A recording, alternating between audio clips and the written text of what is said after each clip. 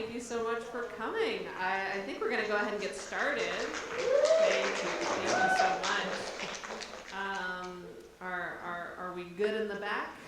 All clear? Sound speeding, et cetera, et cetera. Hello, welcome. Welcome to Joyriders, a DIY case study with Raymond Carr and myself. I'm Brie Castellini. I used to work for Stareable full-time, co-founded the festival a couple of years ago. Now I'm just back because I love it. My day job is at Seed and Spark, and I'm also a podcaster. I have a filmmaking podcast and creative careers podcast called Breaking Out of Breaking In, and I'm delighted to be here. Here is my copy I gotta read first. Stareable Fest, if you are not already familiar, is the premier annual indie TV and web series festival in the US and the new home for digital creative talent in the TV industry. We honor the year's best content and provide a space for the next generation of creators to connect with industry executives, grow their network, learn new skills, like here today, and build community. Stareable Fest is presented by Dell Technologies with NVIDIA and Intel, making workstation and monitor solutions purpose-built for creators like you. Bring your creative ideas to life. Stareable Fest LA, this is our first time in LA, very exciting, is held in partnership with XRM Media Studios, which is the incredible venue that we are all at. But enough about our introduction and all that kind of stuff. You're here to hear a little bit about Joyriders. So Raymond, please introduce yourself. Thanks for being here today. Hey everybody. It's lovely to see half of your faces. Yeah, Raymond Carr, this is a movie we made, and we'll get into a little bit of the nuts and bolts, but we're very grateful to be here. So before I get too far into it, we're going to show a little...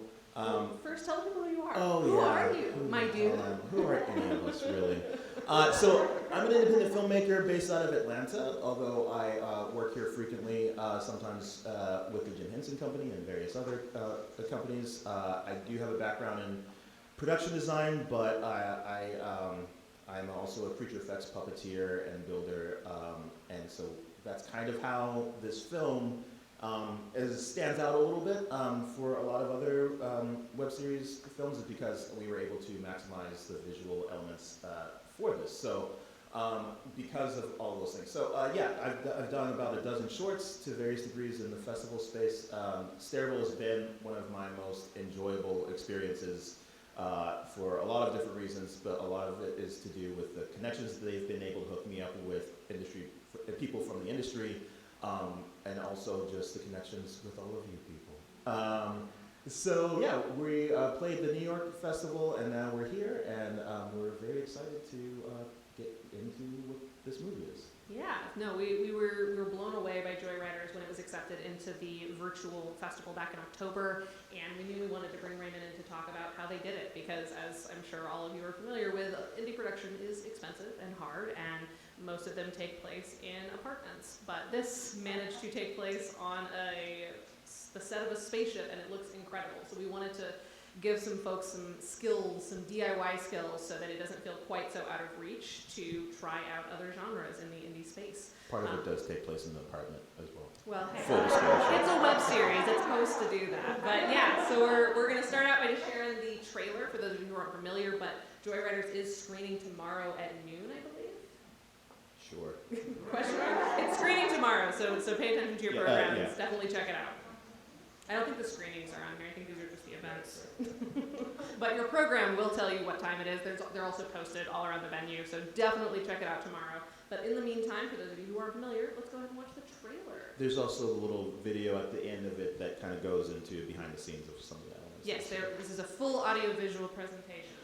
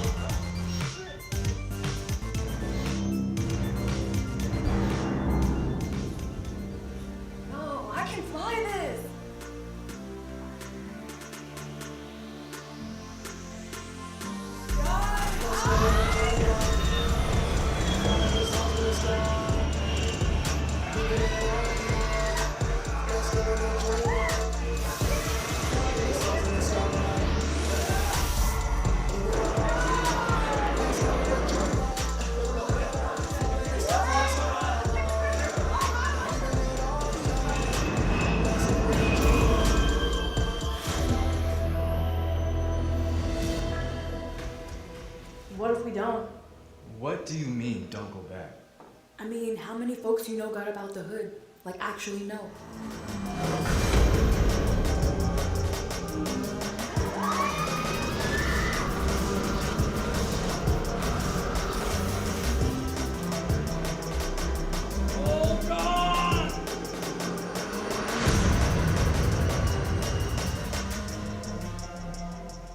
My cousin, no outcast. Shut up. Ladies and gentlemen of the internet, we are 103% funded. What? So we're still going. We're gonna make this movie now. That whole thing. So we're bringing all these plants in, closing off, and we're gonna basically put a ceiling on top. And then once that's all closed in, we're gonna spray it all in with insulation foam, and then we'll backlight a lot of it too, to make our beautiful set come to life.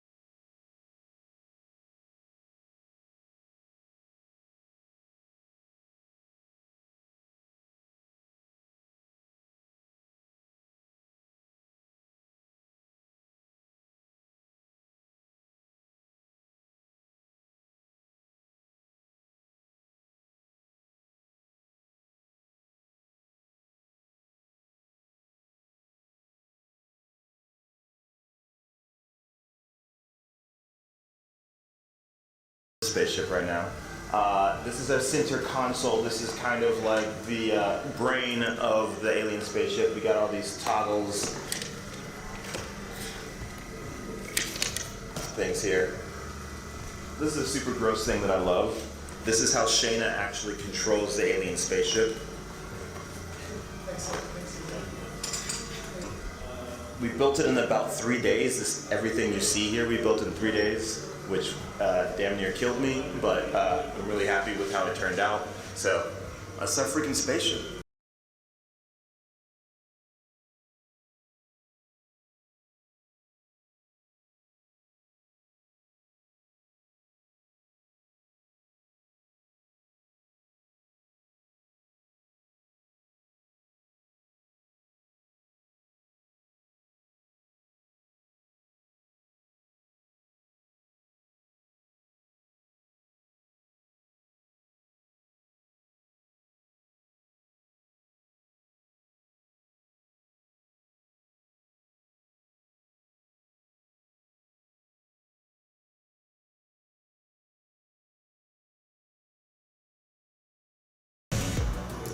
I'm kind of messing around with the minute system where we've got these two hand wheels controlling the rotation of the spaceship and the height of the spaceship in frame.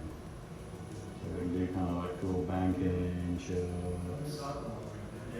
And by moving the camera in and out, we can make it look like a camera. Spaceship flew towards camera. And away. It's so good.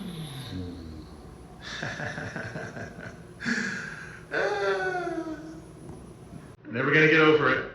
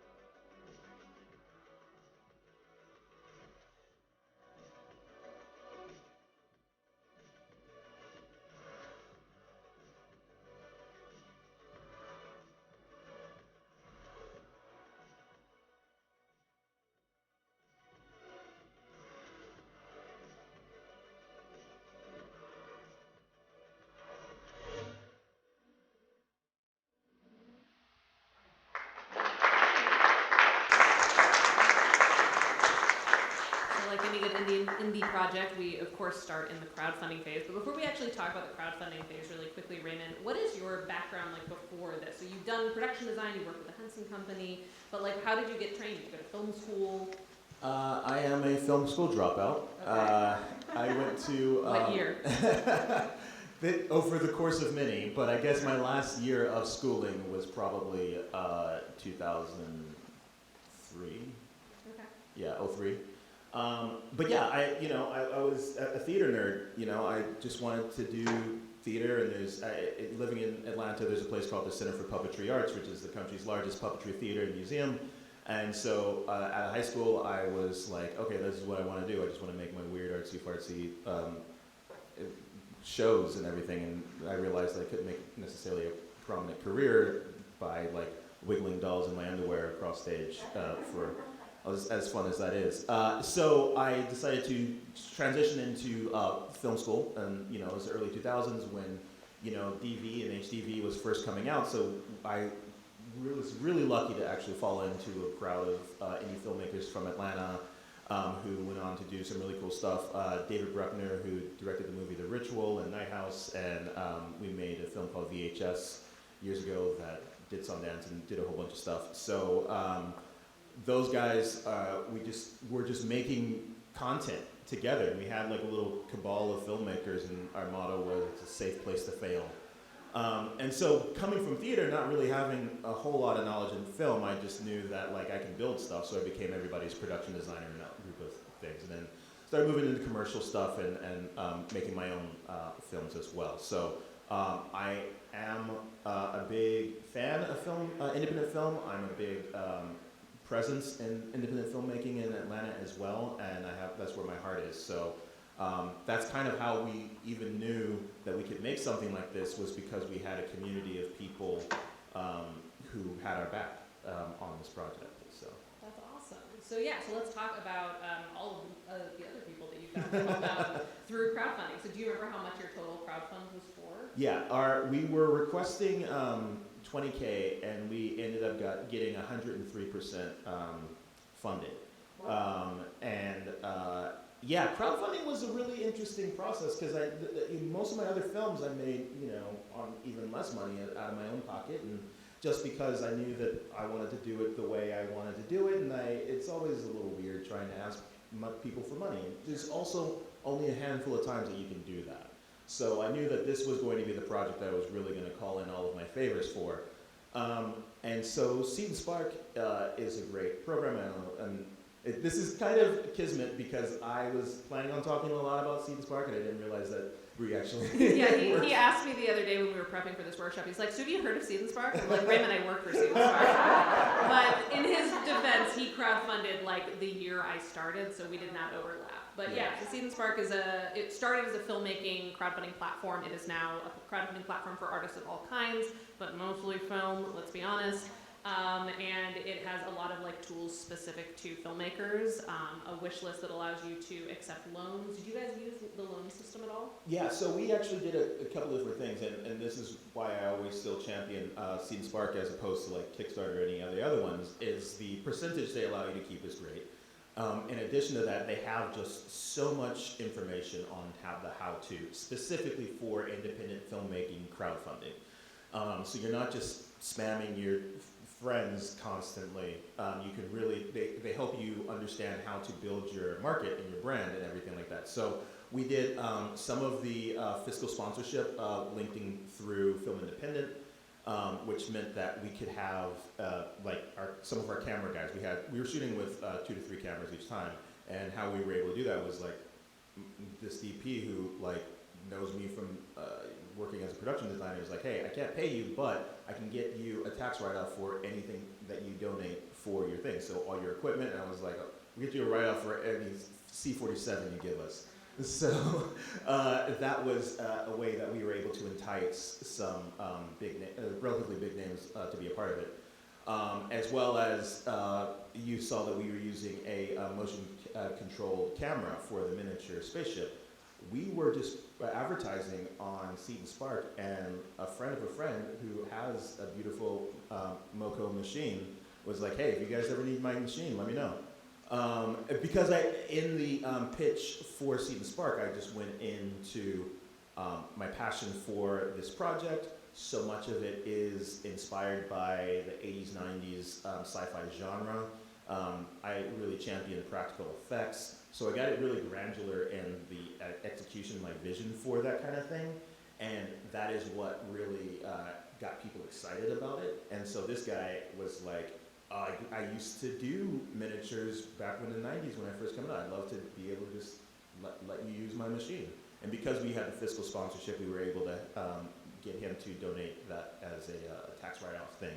So we ended up, we spent like a day and a half in his space, and we had a blast doing it. So Yeah, that's amazing. Yeah, the ethos that Seed and Spark likes to say is that crowdfunding done right is audience building first, fundraising second, and it's really true because like asking for more money is awkward. It's super awkward. It sucks. You hate doing it the whole time, and of course everyone hates being asked. But when you approach it from a perspective of like, is this not the coolest thing you've ever heard about? Let me tell you why I'm excited about this project. Then not only are people more excited to get on board financially, but also you open up yourself to opportunities where people understand what you're trying to do to make this film. They feel like they're part of the team and can introduce you to people who have a really amazing piece of equipment. And it sounds like fiscal sponsorship ended up being a really big boon for you guys in capturing stuff. Absolutely. In addition to that, like it helped with crew. Like you see in the little featurette that we're in a space that was not much. It was about the size of this space, honestly. Maybe even a little smaller for that entire spaceship. And the idea was that we were just going to have one day where I asked everybody, if you don't have any film experience, you just want to participate in this project, to show up. All I need you to do is just help me lift these walls. So it's basically like barn building, you know? We all got there and just like lifted these flats. They were basic 4x8 theatrical flats. We got them, a lot of them donated from theaters that were just like done with their flats. The flats didn't have to look good because we knew we were going to be spraying insulation foam on them. So half of them were like completely messed up or had parts of them painted from other things like that. And we just got a U-Haul, loaded it all up, and then when I landed, I had everybody get on the U-Haul and just run it out to the set piece. And so the people that I was calling on were people from my crowdfunding campaign who just wanted to participate, who maybe donated $5 and that's all they had, but they wanted to be a part of this interesting film.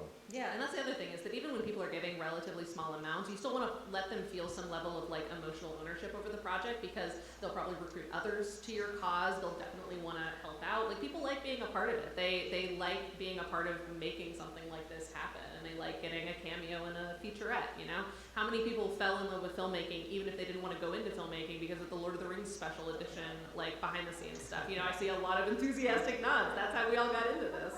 So let people feel that way, and don't ever belittle the $5-10 that sometimes people can give. But we can talk about crowdfunding for days, but I definitely want to get into the specifics of how you built your set and that kind of stuff. So we're gonna skip through. I think there's another video. Do we want to skip that for now? You can play a couple of the minutes of this, just because I built a spaceship for the crowdfunding video. Yes, and I did have questions about that. Yeah, and that was like really important for me, just to it was a proof of concept for me to make sure that I could actually do what I was talking about, and B, it really enticed people because it made the video a little more unique. So we don't have to watch all this, but maybe just like the first couple of seconds of it.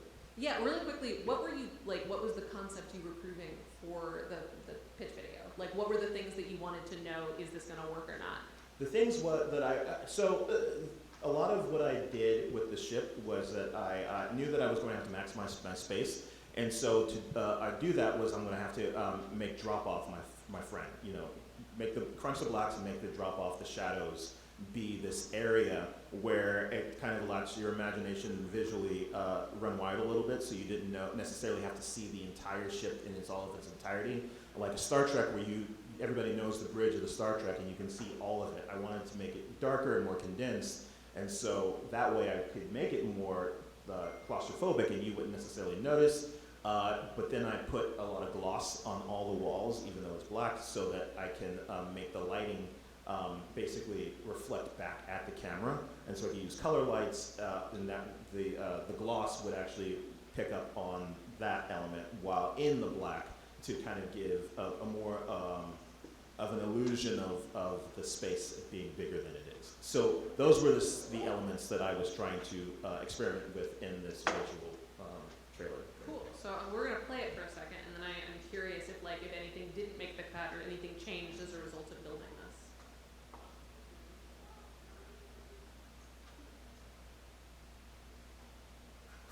Flight of the Navigator, The Last Starfighter, My The trailer voice. Explorers, and E.T. We grew up with these classic adventure stories about traveling through space and time, meeting amazing aliens, and overcoming intergalactic challenges. Now imagine a film like that from a different perspective.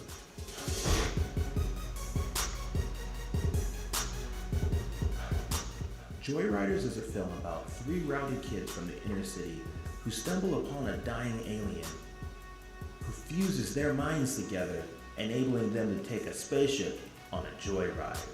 Ultimately, these ghetto astronauts learn that they are the keepers of the most important discovery in human history, and must decide whether to use their newfound abilities to help the world that's never cared about them, or to escape into the unknown. What's up, the internet? My name's Raymond Carr, writer and director of this. What's up, the internet?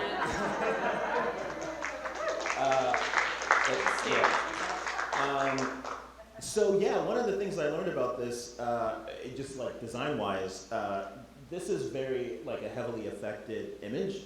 The color is there and everything like that, but I definitely saturated it, bumped up the saturation and crunched the blacks and all that kind of stuff, and which I was planning on doing anyway.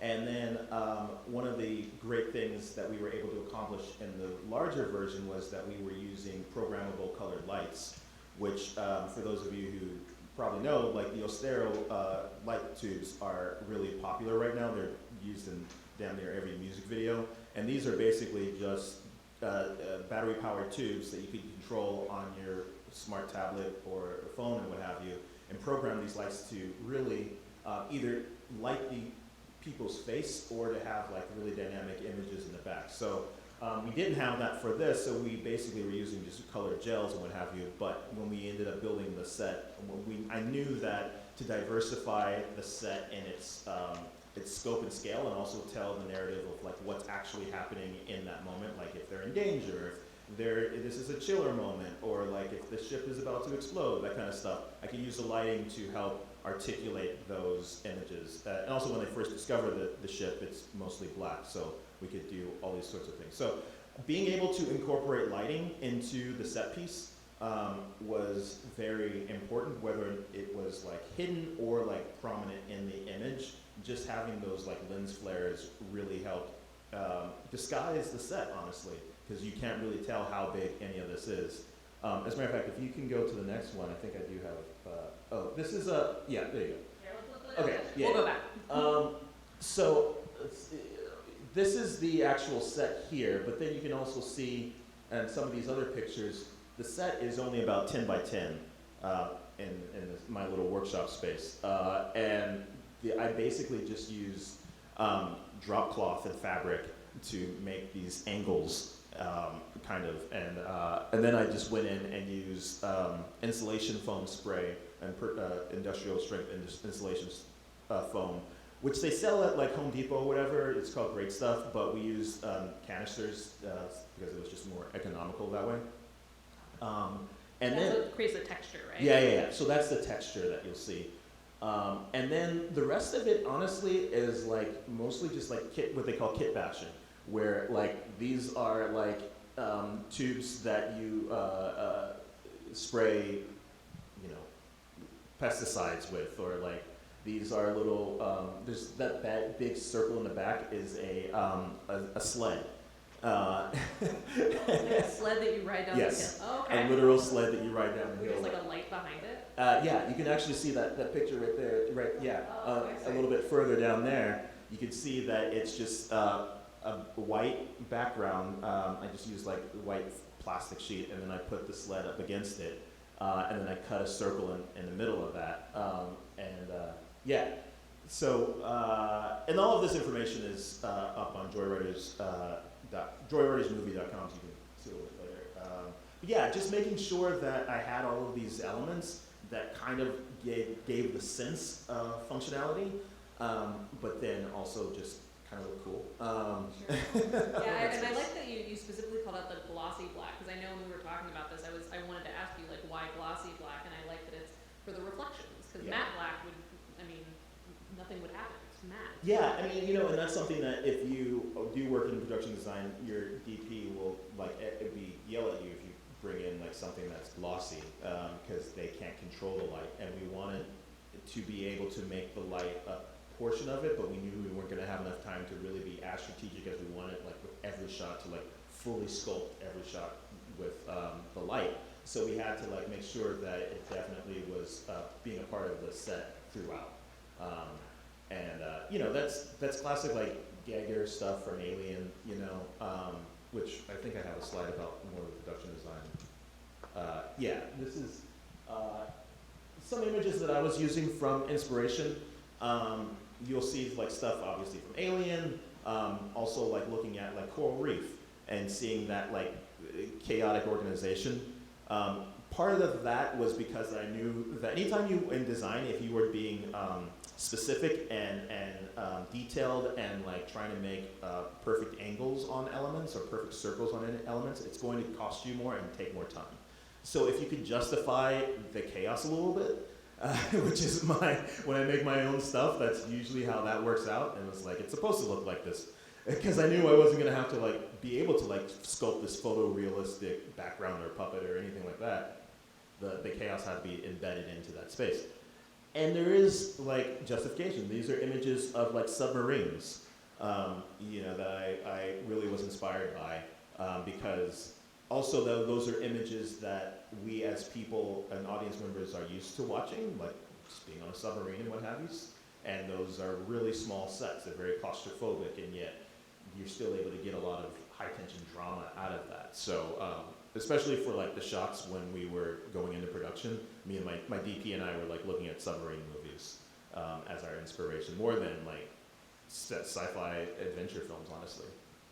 Yeah, it's a very obviously different from like the shiny whites of like the new Star Treks, but I also like that something that I know from interior design is if you're in a small space that you want it to be bigger, you use mirrors, and I like that the glossy black kind of like reflects that. It's like when it feels more dynamic and reflective, it feels bigger, even if it actually is quite small. Right. Which, I mean, yeah, absolutely. And that's obviously that's more dangerous in filmmaking. But yeah, it's the exact same concept. High risk, high reward. We actually did that at our wedding, where we had this, we got married in this bar that we loved, and we just replaced all the artwork with mirrors. And it was like really open. Actually, if you go back a couple of slides, this is where the bar that we got married in. But one of the elements in the Seed and Spark was that I created a bunch of fan art inspired by old movies, and I put people who look like me in the space. And I would like make one of those like once a week, and then I'd put it on Instagram or what have you. And then as far as just getting an audience and building an audience, we did an art show with a lot of that art. And so I printed a bunch out. There's this bar that I frequent, I used to DJ at, and it was like, they let me take over their walls for the month. I had some other artist friends make some Joyrider inspired art, and we sold them, and that was part fundraiser, but also just getting people excited and interested in that process. So yeah, another great example of like pulling in friends who maybe aren't even in film and collaborating on something cool together and putting yourself in a position where you can just talk about how excited you are. yeah, absolutely. Like, presumably you were excited about the thing you're making. So if you put yourself in positions where you just get to talk about that, amazingly, more people want to talk to you about it. It's also like, I think I feel way more comfortable being proud of this project than just about anything else I've done, because so many people have put their heart and soul into it, When I hear a compliment, and my wife will tell you that she like hates it when I'm just like, oh no, it's okay, I don't need to hear that, thank you. But with this, I'm way more comfortable with accepting that, because this is a testament to so many other people's work. And so I knew that going in, that I'm going to have to galvanize an audience and get them inspired as much as I'm inspired, you know. So that was, so much of this was just galvanizing people. And and obviously it has this nostalgia element and everything like that, but getting them interested in the genre and being able to say something new in a space that people already love, I think is a really interesting concept. Yeah, that's awesome. Did you learn anything from like those early conversations of galvanization? I think I learned, that there were a lot more people interested than I thought, honestly. Validating? Yeah, well, you know, I think part of it, one of the reasons why I did Seed and Spark was I wasn't going to do it if I wasn't able to raise the money, because then I would know that there wasn't an audience for it. And so I was like, all right, this is going to be a test for everything involved. And so, yeah, I found that, you know, this space of like science fiction obviously is a real boom right now, but also seeing people of color in that space and hearing so many people say that that is something that I love, and like I met a lot of you know, people in the Black nerd community who were really helped me help champion this project for me, because this was something that they were looking for. So I think that like the lesson is that if it's something that if you're producing something that feels like you've always wanted, then there's somebody else who feels the same way, for whatever reason that is. You've got to figure out how to find and connect with them, but probably you already know what to say. Yeah. You're your first audience member, so how do you find more people like you? That's always the Exactly. first step. All right, let's move forward a couple of slides.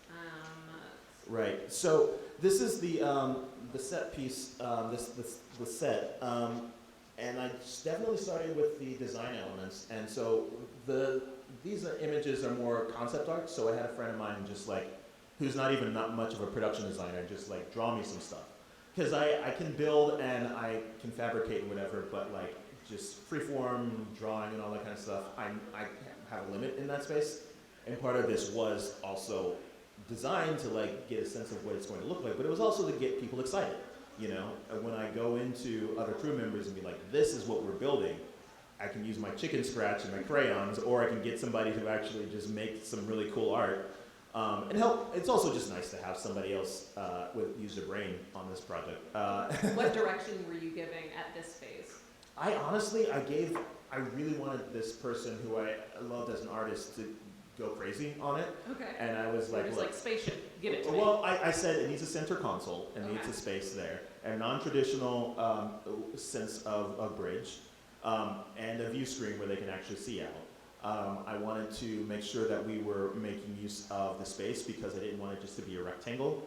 You can see here that we were strategic about the floor plan, so we wanted to maximize our space because we needed the most space possible, but I also didn't want it to look like a rectangle, so these kind of jut in a little bit, knowing that we're not going to be shooting that much reverses that close to the screen, so I knew that I could give up that real estate practically. Adding some new angles and interesting shadows. Exactly. And also here as well, I kind of maximized the use of the corners, because I knew that I'm not really going to be shooting in the corners that much, so I can give up a lot of real estate on those spaces as well. And then also we knew that we were going to, lighting was going to be interesting because I wanted to be a one-room set where we weren't having to change lighting around, so we wanted to maximize the lights from the outside in. And so this was like, we're going to have places where we just cut holes in the set and put some diffusion, and that's going to be our light sources. And so you see those little bubbles throughout. That was kind of the idea, is that those were going to be like holes that we cut into it. Okay. And the lighting was almost practical, like the lighting Exactly. was part of the set. Exactly. So yeah, and that's also what the center console was supposed to do, is kind of motivate some lights throughout that too. And so in the actual short, there's things that happen on this side that are darker, because I knew that that's kind of where they were going to start the process of getting in the spaceship. And then things that are happening on this side are lighter, because that's where a lot of them are controlling the spaceship and everything like that. So knowing that in my story, and knowing that geography was able me to be strategic about the design elements on the set, you know, where to put the more lights over here versus there, and all that kind of stuff. So it was definitely baked into the system throughout. Yeah. production design should tell a story as much as the script does. Yeah. No, I love that.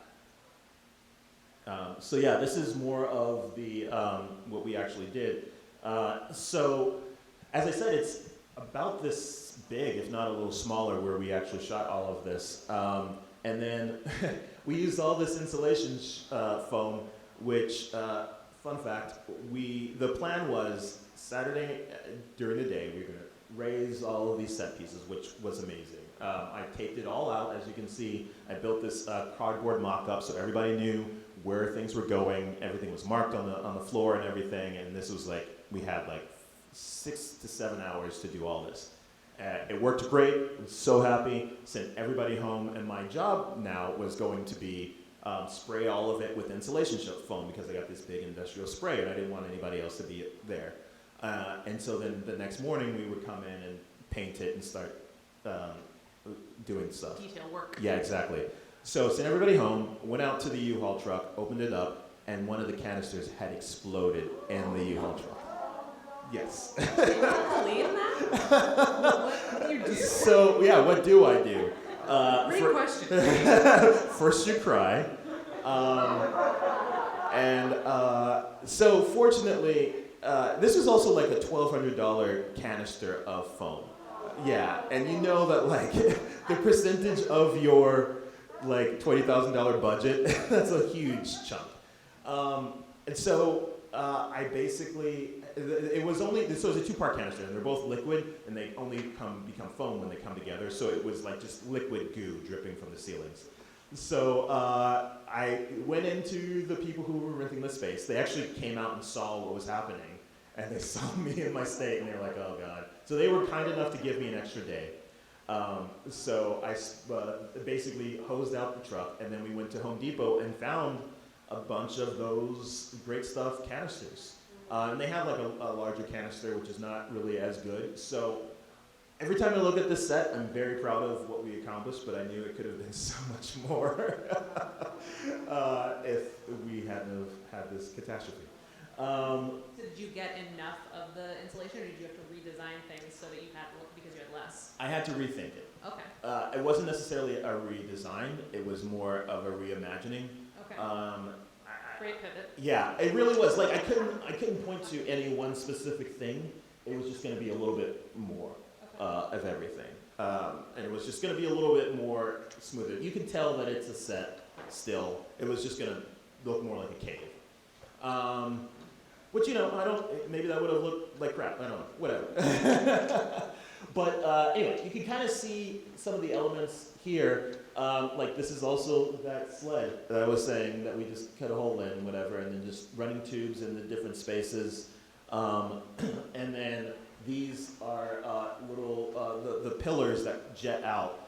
Those are pieces of those pink insulation foams that you see at Home Depot that I made pillars out of, and then I drilled holes into the sides of that and then backlit all of that, and then used a bed sheet.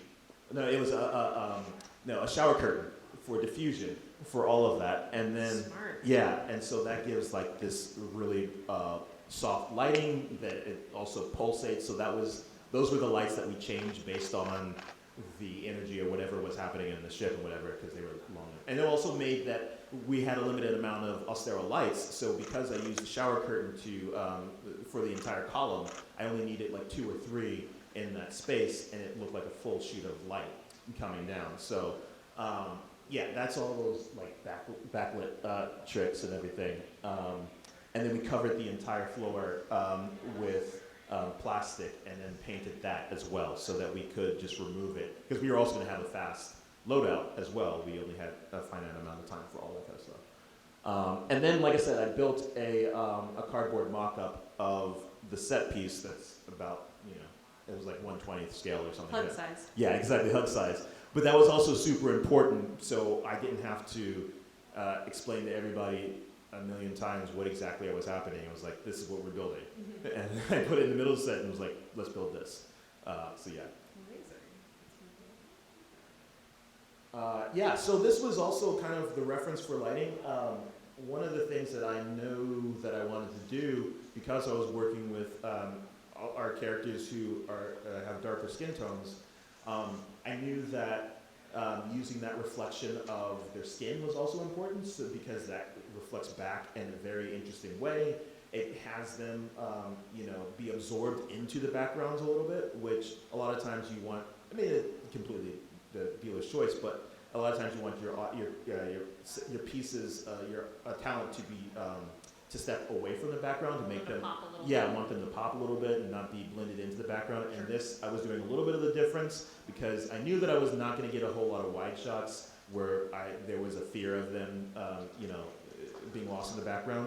I knew it was mostly going to be on their faces, so therefore I knew that I could have them blend in with the background a little bit more. So again, trying to give a deceptive view of how big the actual background is. Sure. So having them blend into it kind of made it look like one big piece of art, If you look at some of the screen grabs from it, I think we'll show it later, it does look very consistent in the texture and the tone of everything on that. So these are, and I use a lot of that just from like referencing nightclubs and referencing music videos and things of that nature. Very dark tones that how to make those background elements pop. And a lot of what we shot was, shallow focus, obviously, so you had those kinds of light flares and things of that nature. So. Yeah, these are some of the images of how it actually turned out. And one of the elements too that I was keen on doing was kind of reimagining the way that they would control the spaceship and not just like sitting at the bridge and just like driving a steering wheel and pressing buttons and what have you. I wanted it to be a very active movement. So the two boys on the side, they have to pull their joysticks left and right, and they have a toggle in between. This is actually based on a system that I use for an animatronic show that I worked on years ago called Walking with Dinosaurs, which is these life-size animatronics. And we used this Waldo system, which is the way that we control these animatronics. And it basically will look like this. It was like an arm that came out, and it had like almost like a bicycle handle on the side of it, and then another bicycle handle here, and you just moved the creatures like that, almost like a snake. And so that's kind of where that was inspired for making the movement more active. And also it gives this more of a playground space, so they can just move to another space, and when the ship starts to malfunction, they can run to one side and press some buttons, and run to the other side and press some buttons. And another element that you'll notice, well, it's probably hard to see in this, but this is filled with toys. There are all of the buttons and things that they're touching and everything. I went to a thrift store and just was zenning out and like seeing what could be anything. So there's like light brights, and there's all these other like doll parts and different, mechanized radio control cars. You just take off some of the covering of it, and then like just use this part of the wheel or this part of the spring and all that kind of stuff, and then paint that and just embed that throughout. And then when they're going through with the ship, they're just basically playing Bop It with the ship, where they twist something, push It's something. like a fidget spinner. Yeah, set. exactly. And all of that, like all those elements, just cost me next to nothing. So. I was gonna ask how you made sure that like the stuff that they were gonna be interacting with a lot didn't like fall apart on you. Like, how did you make sure that the joystick didn't get yanked out of the? Well, I mean, look, that's how we did it. Was we just made sure we only shot for 2.5 days. If we shot for one more day, it probably would have fallen apart. We were strategic about certain things, but they were built to be performed. And that's one thing that you learn with working with animatronics and puppets and what have you, is the fact that these are not just art pieces. People have to interact with them, and they may break. So yeah, that was a real thing, but fortunately we didn't have any. The only catastrophe I had was at the beginning of the production, not during. So yeah, it was also like, if you make something with the knowledge that somebody is going to actually touch it and interact with it, then you generally build it a little bit stronger than that. So. Cool. Fair enough. Let's talk about minis. Yeah. So this is my spaceship. My wife would sometimes think, like during this time, I would just be like drifting off in the thought, and she'd be like, "What are you thinking about?" think about my spaceship. And so I utilized a lot of the textures that I was referencing before. This is actually a giant Easter egg, a literal Easter egg that you can see that's like white and blue there. And I just cut it in half and started building on top of that. And this is a lot of what you call kit bashing as well. So the texture that you see on the wings are from pieces of model kits, where I would actually just cut out part of, not even like the parts in the models, it was the packaging, the plastic packaging that holds those pieces together, you know, like kind of squares, whatever. And so I'd make designs on that, glue it to it, and spray it all down.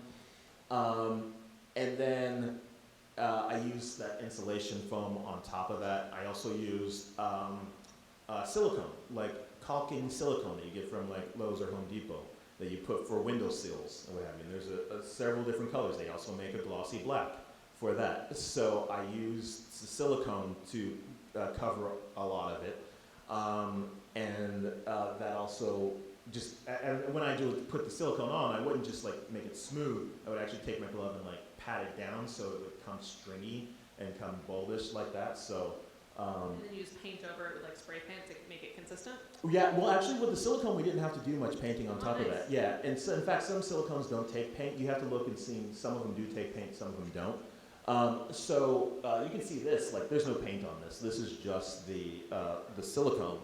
And then I went in for like the reds and the toy parts of those are painted, obviously. And then because like it's just a hollow egg, I put some LEDs, just some like party LEDs in there that I can control on my cell phone or just however you want to do it. So, and then I ran through color cycles that, like I said, inside indicating the different levels of danger or whether or not the ship was falling apart, whatever. And so I can make it flash, or I can make it red if it was going well, or blue if it was things were going poorly, or just turn off all the lights and then it was completely like free falling and all that kind of stuff.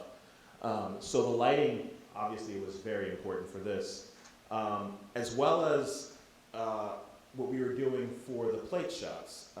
We took a drone and flew it around Atlanta, and one of the few good things that came out of the pandemic was we shot all this before the pandemic, and then the lockdown happens and I still needed my plate shots for the miniature. And so we went out into Atlanta during lockdown, the beginning of the lockdown, when it was like a truly ghost town, and took this drone out and got some very provocative shots that we would not have been able to get if it was still, you know, not the lockdown. So When you say plate shot, you mean like the shot that happens on the green screen? correct. So this is a multi-process way that this all came together. First, I had to make sure that I knew that what I was talking about, like the visuals of it actually flying around and everything like that.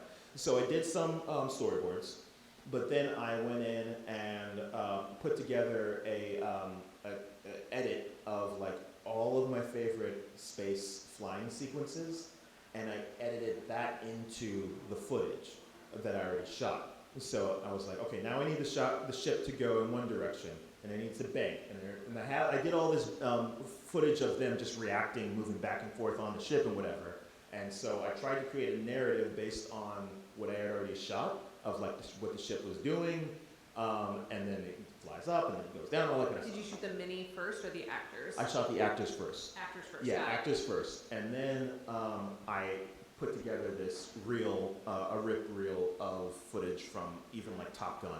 I put images of that in there to kind of get the sense of what that meant. So we worked that together, and then I got just a free 3D spaceship that you can get from like, I use SketchUp, which is a design program that is, I don't know if it's still free, but they have a free version of it. And what's great, SketchUp has like these 3D elements, and they have a library of stuff that people just make themselves. And so I just downloaded a SketchUp spaceship and just rotated that, and like, I think I even just like did a video recording on my laptop where I was just recording my screen, and I put a green background behind that, and I just started rotating the ship, and I was like, no, I think it needs to go a little bit, no, okay, it needs to go a little bit that way. And I edited that into, this is how the ship is moving. And also, I put put it into the script that they discovered the ship, they don't know what they're doing, and they're not good at flying it, and the ship actually flies like a bumblebee. So it's very erratic. That's like embedded into the story. So that meant that I didn't have to be as strategic and smart about every angle and like turn and bank for everything. I was like, that's one of those things that like embedding these elements into the story to begin with gave me that process. Planning for the chaos. Exactly. So we're running up on the hour time. I yeah. want to make sure we get to all of our Shoot, slides. yeah. Here's some of this SFX. Yeah. So this is also just an example of me making sure that I plan for every shot that was going to have a special effects element. There's a shot where they get sucked into the ship. That's just the kids just jumping and touching their feet, and then we were able to comp them in to make it look like they were flying into the ship and everything like that. Yeah, as with most like practical effects and doing stuff like this, if you plan forever, then you can actually shoot it pretty quickly. You just need to be thoughtful about the way that you put it together. Yeah, exactly. So this is the alien that we don't actually see that much of it, but I knew that I wanted it to be inspired by African masks because that it does already feel alien to a certain extent, and I was really excited about that. It was also in a space that I knew that this was Afrofuturism. In the larger version of it, we can make a larger connection to that, but I knew I wasn't going to have enough time to explain the origin story of this alien and all that kind of stuff. So I wanted to feel like this alien had a distinct personality and also a distinct visual uniqueness to it. And I had never seen anything like that before, and it seems like a given to me. So I just straight up ripped off these images of like African masks and putting them together and all that kind of stuff. And then you also notice that the alien has that same texture as well. So that silicone glossy effects for that. And this particular puppet, it doesn't do a whole lot. Those images here is pretty much all that you see of it, except when it dies. So we could get away with a lot just by seeing it for a couple seconds. Very cool. Yeah. I think this is our last slide. Yeah. So are there any questions? That's fine. Yeah. I noticed the level of production, but what is the response to the audience to a kid audience seeing this? You know, For the boys and girls, I think that you should be talking to kids about this. You are an inspiration. For the camera, question about what's the response from kids? well, so this is an interesting thing that can go back to your marketing. This is not actually for kids. I keep referencing kids, like the characters in it are like adults, they're in their early 20s, they look like teenagers.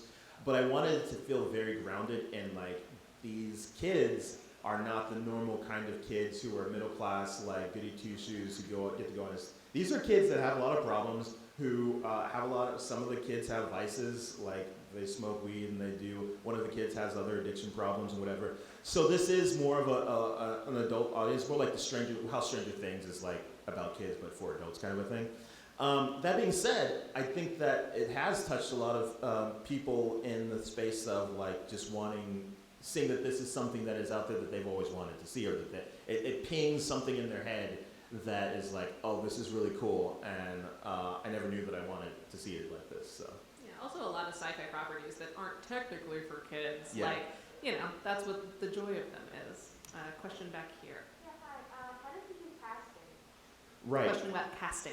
Yeah. So casting was that was actually a part of the campaign. We didn't have a cast when we started the Seed and Spark, which some people do. If you can get a big name, that's great. We didn't have that option, so we were casting partially from the crowd that we developed with the Seed and Spark.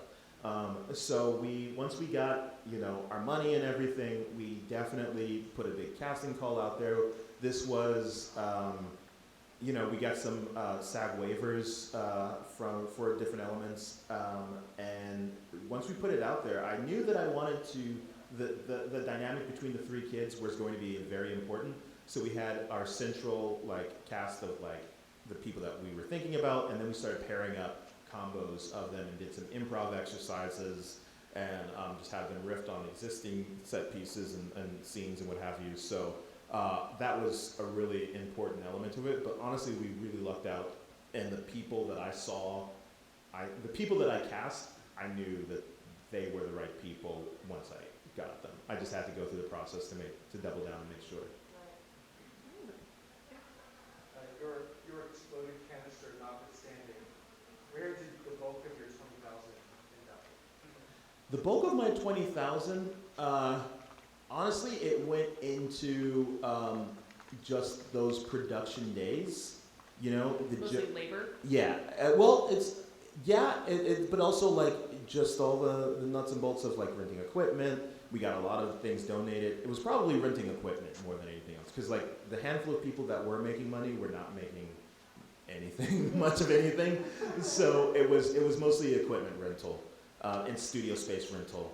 I also was incredibly fortunate where one of my best friends is a Grammy award-winning VFX artist, and so he does a lot of music videos and what have you. So he really is responsible for a lot of the look for this. So we didn't have a whole lot to do on the back end. It was mostly just all the nuts and bolts that it takes to make a movie. That's why it's so important to build a community and not just try to network up, but network around you. That's where the people are going to actually come through for you. Yeah. Any final questions? Yeah. So horror and sci-fi can be visual effects heavy, and do you have any advice for someone like a